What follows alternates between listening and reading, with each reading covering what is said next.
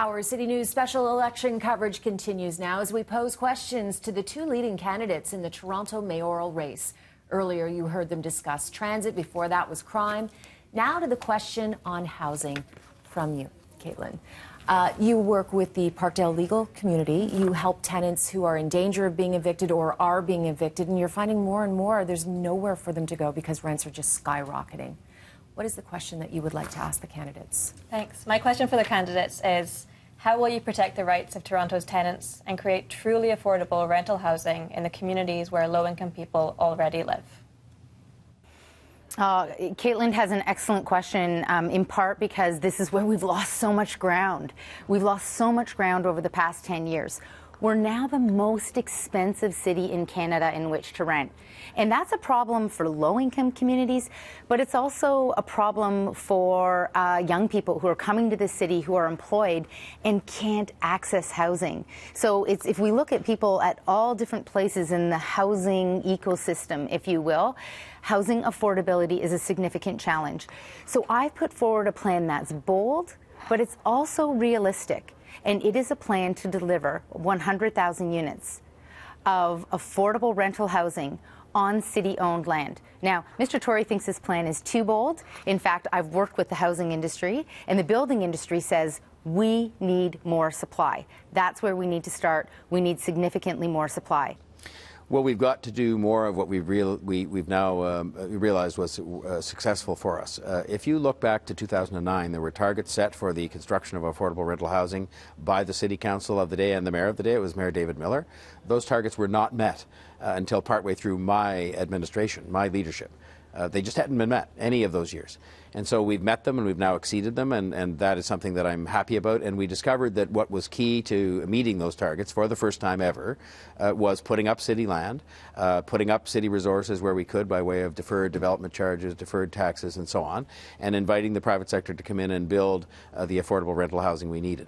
And so now the challenge is to ramp that up substantially, because the target that was set in 2009, even though not met, was not adequate to meet the need.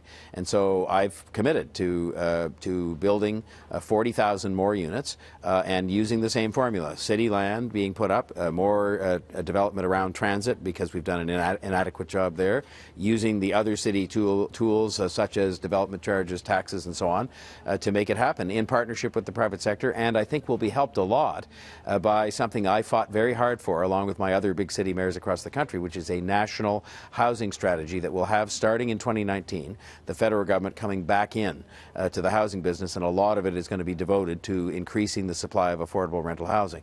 And so I'm committed to make sure they meet their obligations they've set out, that we ramp up our efforts, and that we continue with programs that have been successful in getting us at least to meet and slightly exceed the previous targets. Now we have to ramp them up. More city land, more often, in more places, especially around transit, and the money that goes with it to provide other incentives to make sure the private sector responds. And so I think that is going to be the key to all of this, expanding the supply of affordable rental housing, but doing it in a way that has a realistic target.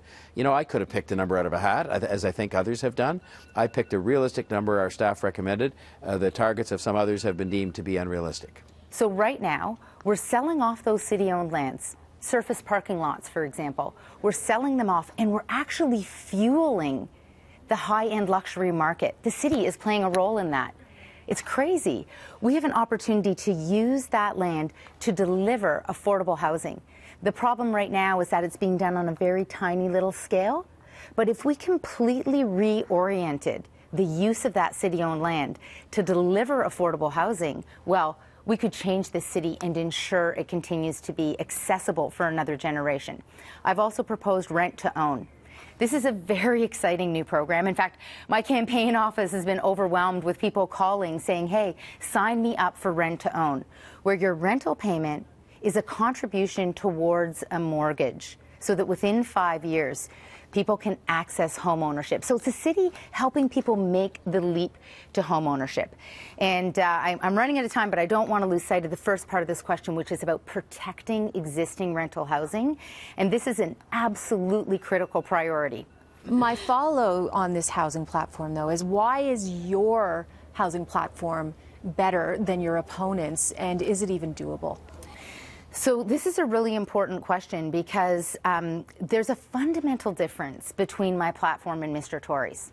So Mr. Tory's assumes that we'll continue to use some city-owned land for luxury housing. And my platform actually assumes something very different, that the city will play a leadership role and make a core part of its mandate, delivering a significant amount of affordable rental housing. And the rent to own is another overlay on top of this that ensures access. We used to do this. St. Lawrence neighborhood's a perfect example that has stood the test of time, and it's about making that kind of housing a priority in the future instead of the luxury housing. That's a big difference between what we've proposed. I will not try to fool people by putting an unrealistic target in front of them, even though I'm a candidate for public office. I pride myself on the fact that when I set out something that we're going to do and put it in front of the people as a target for achievement on housing or anything else, that's exactly what we're going to do, and if anything, try to exceed it. And so the 40,000 units that I've talked about came from our city staff, who actually gave me a lower number as the maximum they could do, and I pushed them to get it a bit higher. The 100,000 number you see coming around out there from others has been deemed by the people who build the houses to be, and I quote them, doomed to failure and unrealistic. I don't want to disappoint the people and not achieve the targets we set out, and I think the 40,000 will make a big contribution to improving things, and if we can exceed that, then that's terrific. But I think if you look at the two plans, the tools we're going to use, public land, transit-oriented development, making sure that we use all the other public resources available, including the federal help, are the same. All right, now we're going to give it to you, Caitlin. You posed the question on housing. What did you think of the answers that you received? I was very glad to hear both candidates commit to building more affordable rental housing. Those two numbers are very different numbers, though, and would have a very different impact. So 100,000 by Jennifer Keesmaat, 40,000 by John Tory. Yes. I don't think either of those things is enough, though, and building rental housing isn't enough.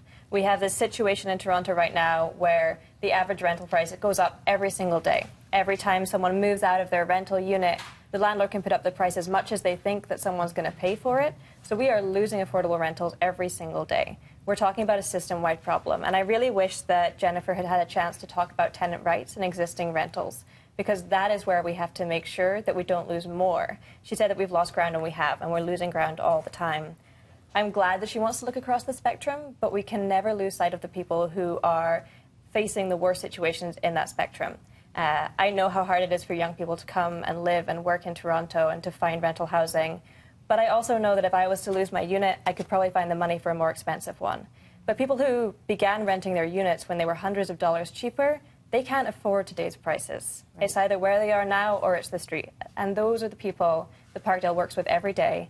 And those are the people that we really need to focus on, because we have to ask whether this is really a city for everybody or if it's only a city for people who can afford it now. I know you said that neither of their numbers are enough, 40,000 versus 100,000. You're an advocate. Of course you're going to push for more and more. But do you think that it's even doable for the city to come up with that amount of housing units, either 40 or 100? Are those achievable numbers? So I'm not an expert on city finances. I do think, though, when we look around Toronto and we see the way that some people live and the money that is out there, there are people who become homeless and they sleep on streets that condos are being built on. So I don't think as a city we can say that there's not enough money. We just need to find ways to make it happen. And the solution, when I say it's not enough, I mean the solution isn't just building new units. The system is changing the way the system works, and it's really investing in a city where everybody has a home. All right. Well, thank you very much. Would either of you like to weigh in at this point as we wrap up the evening? Well, I'm a renter too, and I think, like Caitlin says, housing is a right, and we need to invest in the city that we want. And 50% of the city are renters. So, all right, Paul, final thoughts? Yes, well, in Jane Finch community, it's like a predominantly people are renting, so we need to keep costs down for people to afford. We need the transit, we need everything.